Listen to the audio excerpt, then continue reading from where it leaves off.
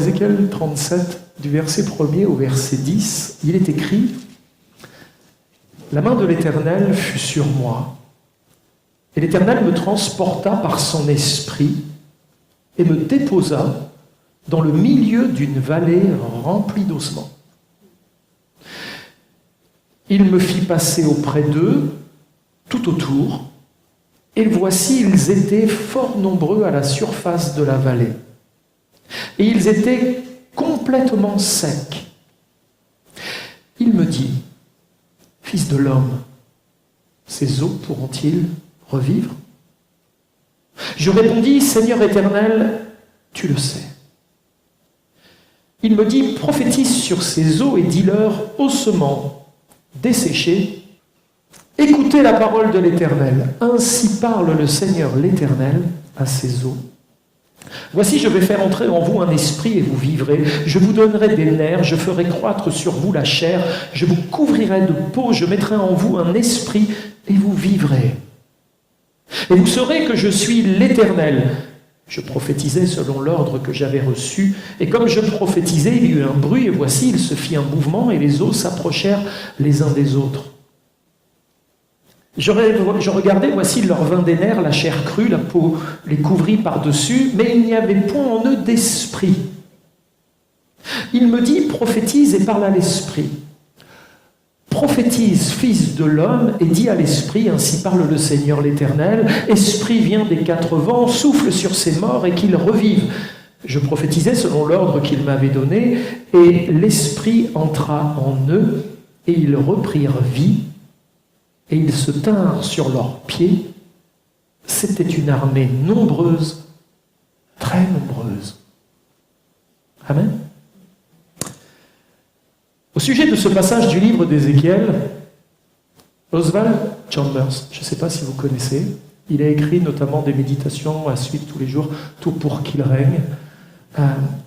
Oswald Chambers a écrit « Il est beaucoup plus facile de faire quelque chose que de compter sur Dieu. »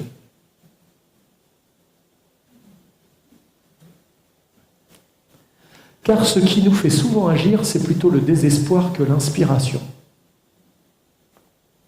Est-ce que tout ce que nous le faisons poussé par Dieu?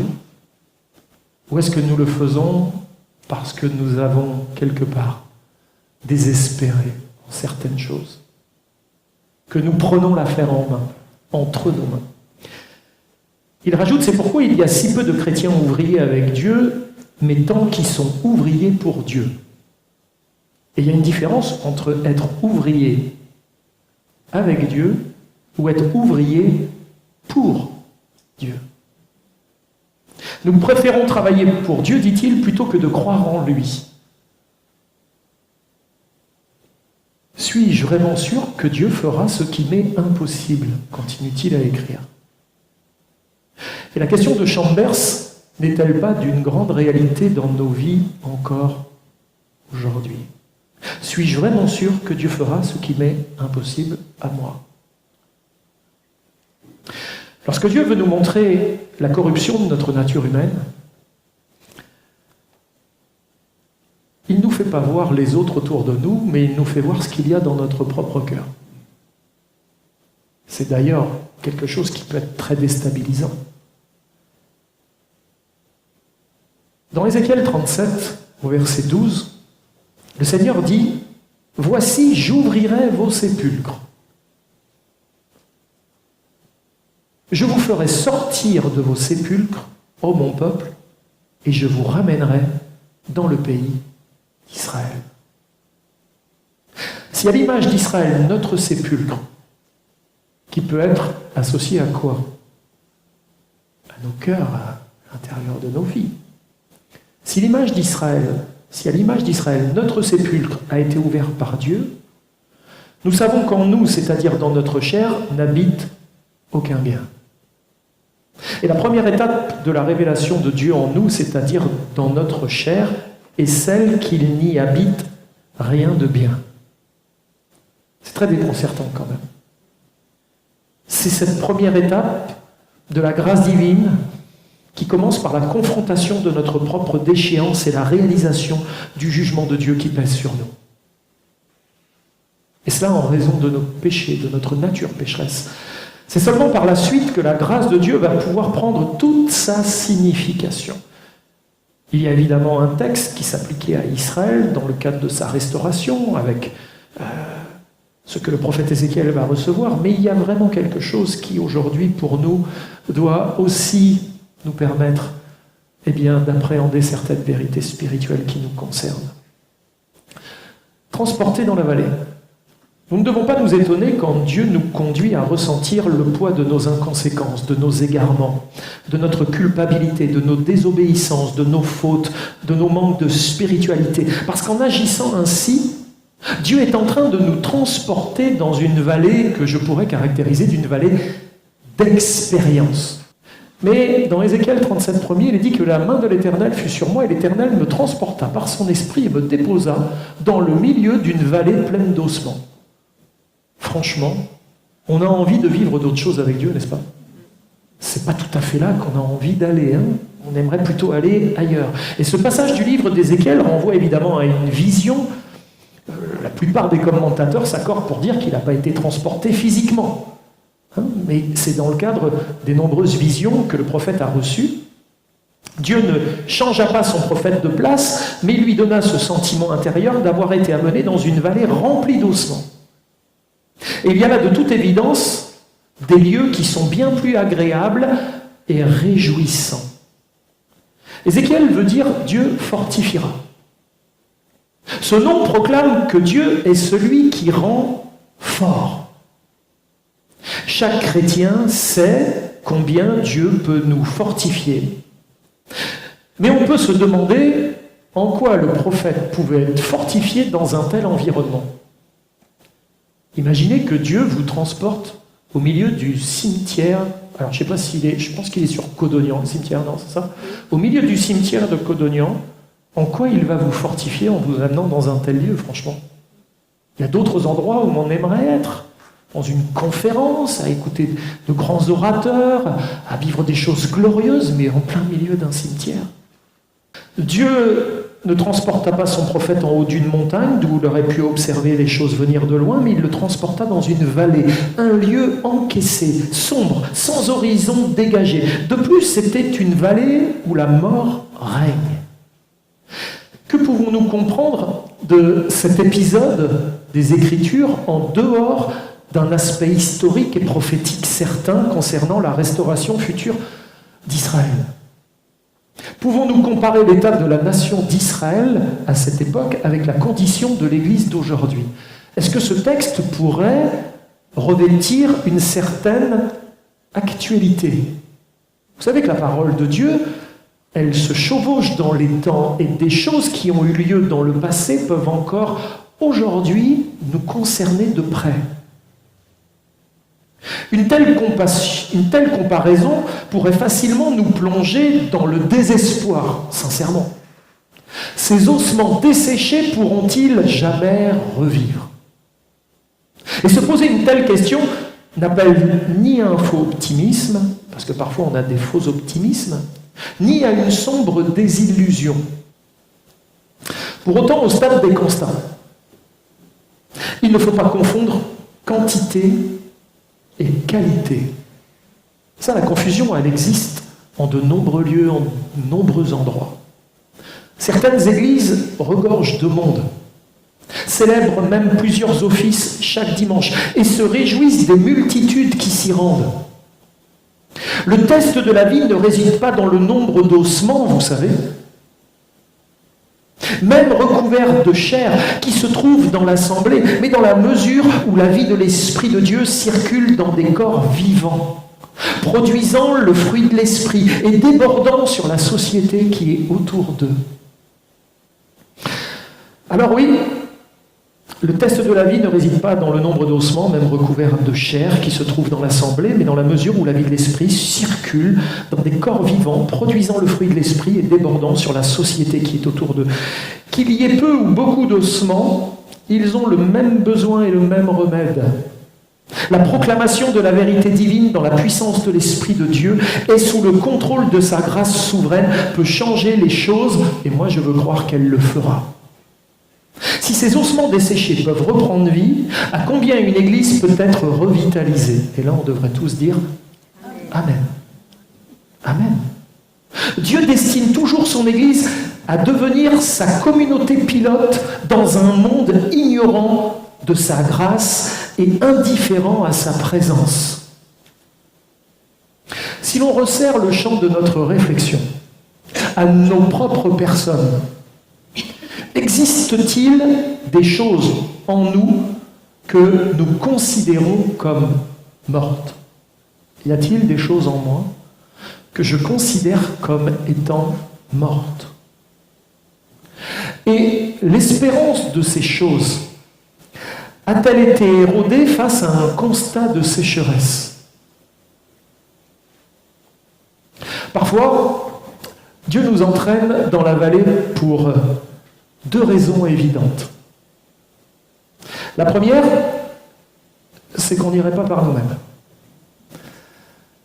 Et donc, si Dieu nous y entraîne, c'est parce que nous, on ne va pas y aller.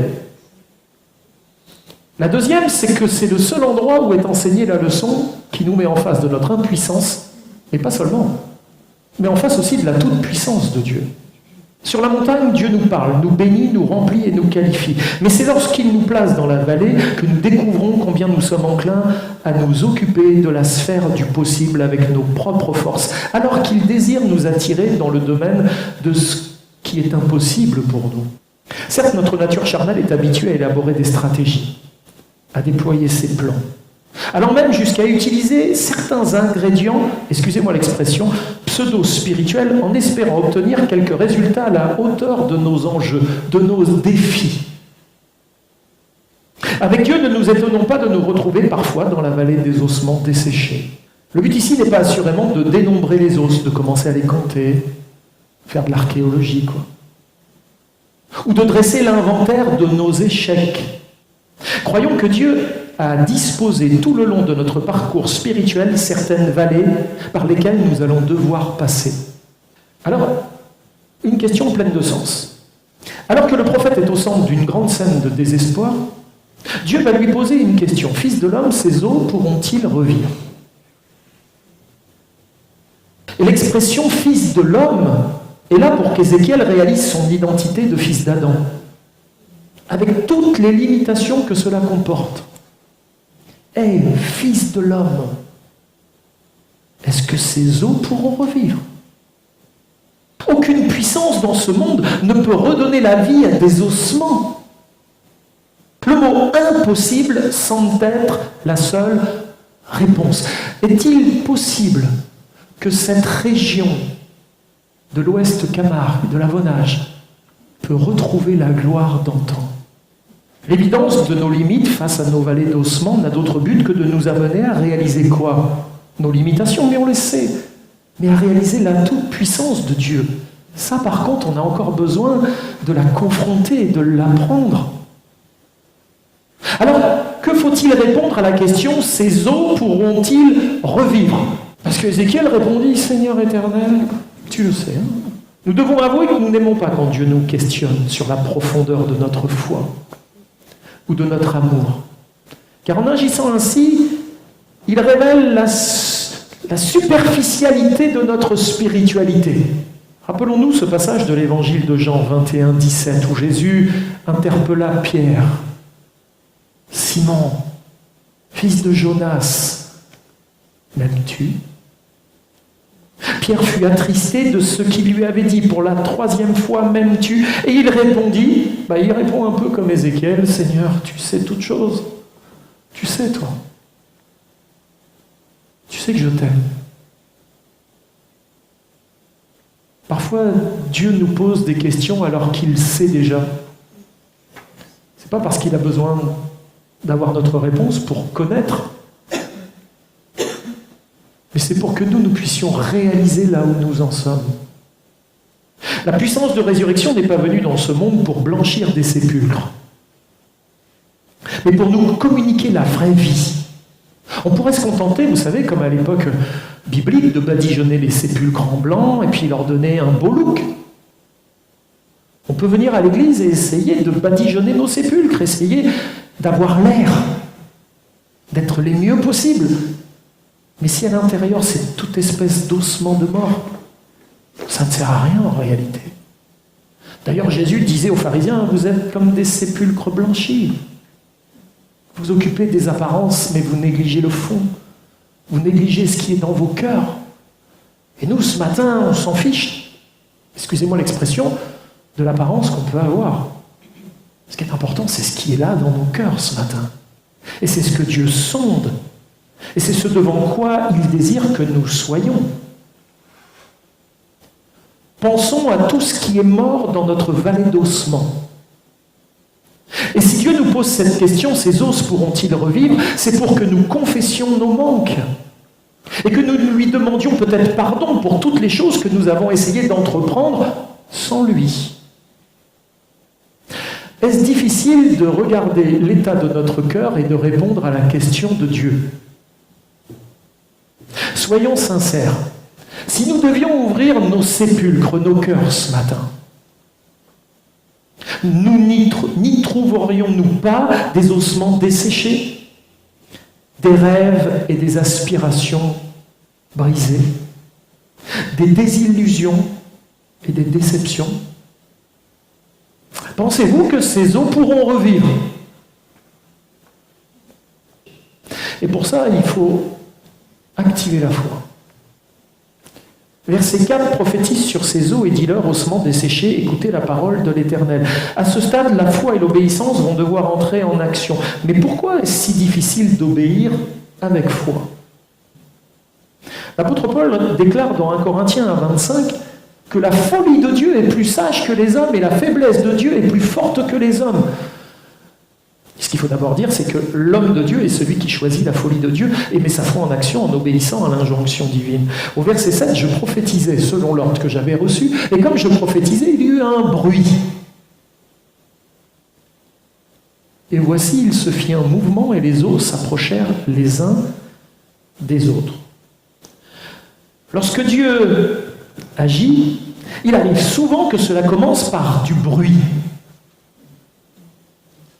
Comme cela fut le cas au tout début de l'Église, dans le livre des Actes, au chapitre 2 et au verset 2. Tout à coup, il vint du ciel un bruit, comme celui d'un vent impétueux. Ça soufflait, et ça soufflait fort. En tout cas, il y avait le bruit. Et il remplit toute la maison où ils étaient assis.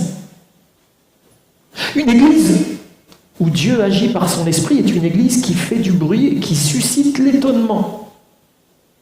Acte 2:6 dans la Bible français courant, quand ce bruit se fit entendre, ils s'assemblèrent en foule. Ils étaient tous profondément surpris. Le bruit a attiré les gens. L'évangile, c'est la manifestation du bruit divin. Celui d'une vallée d'ossements qui se met en mouvement. Il y eut un bruit, et voici, il se fit un mouvement, et les os s'approchèrent les uns des autres. Je prie pour que dans cette vallée, les ossements desséchés se rapprochent les uns des autres, et que ça fasse du bruit, un bon bruit. D'un misérable tas d'os desséchés et inertes, inutiles, Dieu est en train de faire un miracle sous les yeux de son serviteur. Je pense qu'Ézéchiel devait être quelque peu médusé, surpris, voire peut-être même affolé. Voici maintenant le temps de regarder. Il avait parlé, il avait dit ce que Dieu lui avait dit de dire. Pas toujours facile, hein. Il faut parfois à la fois pour dire ce que Dieu a envie qu'on dise. Et après, qu'est-ce qu'il fait ? Il commence à prendre les os, essayer de retrouver l'humérus, le radius et le cubitus, et essayer de les remettre les uns à côté des autres, remettre chaque os à sa place, etc. Non, il ne s'amuse pas à ça. Il est en train de regarder Dieu faire. Au verset 8, Ézéchiel déclare « Je regardais. Je regardais. » Le prophète avait toutes les raisons d'être déconcerté, découragé par l'état de sa nation, par le péché et la confusion qui régnait au milieu d'elle. Et malgré tout cela, il prêcha la repentance, essayant de ramener à Dieu sa nation. Ézéchiel 18, 30 à 32, c'est pourquoi je vous jugerai chacun selon ses voies. Maison d'Israël, dit le Seigneur l'Éternel, revenez et détournez-vous de toutes vos transgressions, afin que l'iniquité ne cause pas votre ruine. Rejetez loin de vous toutes les transgressions par lesquelles vous avez péché. Faites-vous un cœur nouveau et un esprit nouveau. Pourquoi mourriez-vous, maison d'Israël? Car je ne désire pas la mort de celui qui meurt, dit le Seigneur l'Éternel. Convertissez-vous et vivez. Un appel vibrant à la repentance. Ézéchiel prêchait à des hommes et des femmes qui étaient morts spirituellement. Au point que Dieu dit dans Ézéchiel 33, au verset 22, et il parle à son prophète. Tu veux savoir comment les gens te voient, Ézéchiel? Ben voilà, tu es pour eux comme un chanteur agréable, possédant une belle voix et habile dans la musique. Voilà comment était considéré Ézéchiel vis-à-vis du peuple. Le peuple était mort. Et les paroles du prophète n'entraient pas. Pourtant, ce que disait Ézéchiel était censé, n'est-ce pas? Convertissez-vous, abandonnez vos transgressions, revenez à Dieu de tout votre cœur.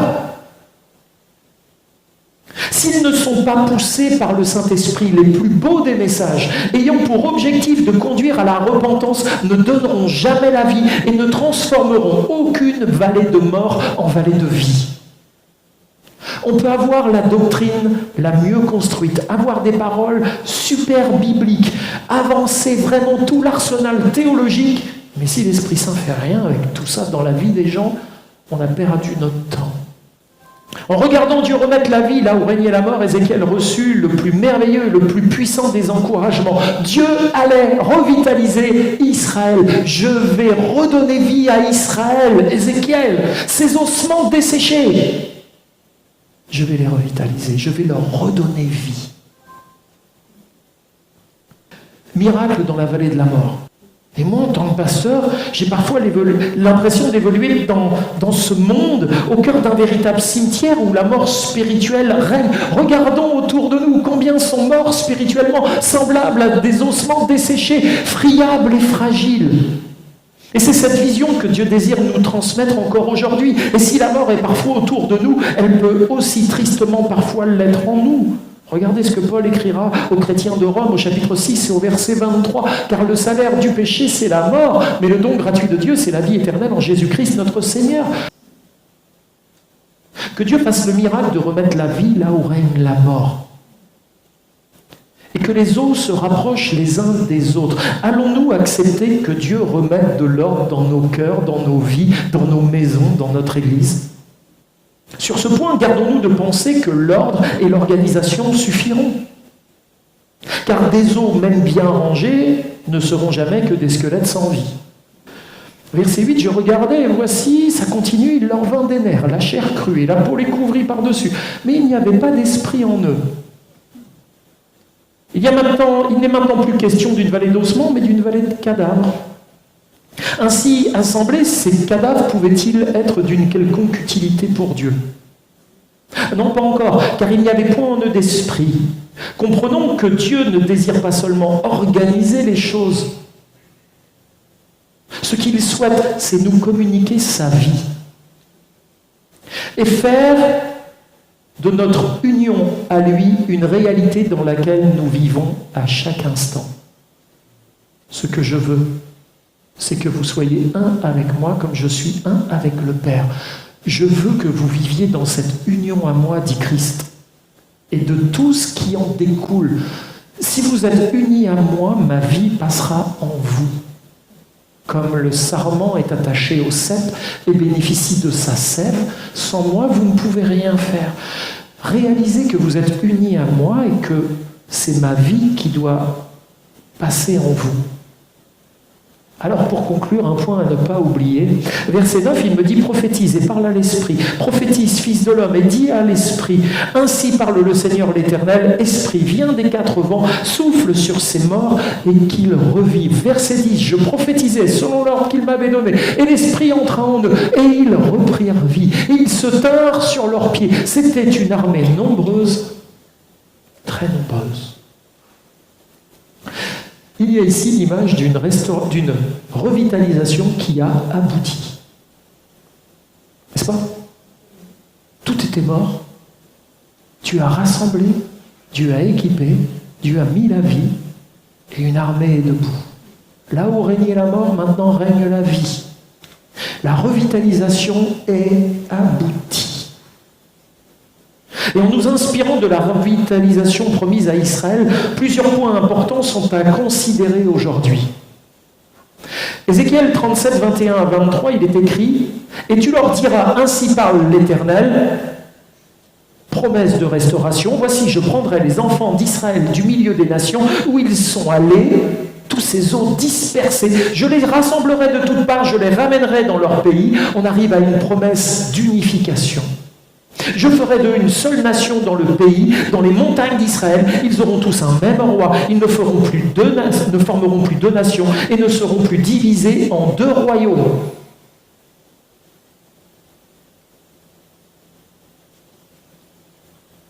Arrive aussi la promesse de purification. Ils ne se souilleront plus par leurs idoles, par leurs abominations et par toutes leurs transgressions. Je les retirerai de tous les lieux qu'ils ont habités et où ils ont péché. Je les purifierai. Ils seront mon peuple et je serai leur Dieu. Je vais donc les restaurer, les unifier. Je vais les purifier. Et il y a là 3 étapes importantes quand Dieu entreprend une œuvre de revitalisation, une œuvre où il va remettre la vie là où la mort semble aujourd'hui régner.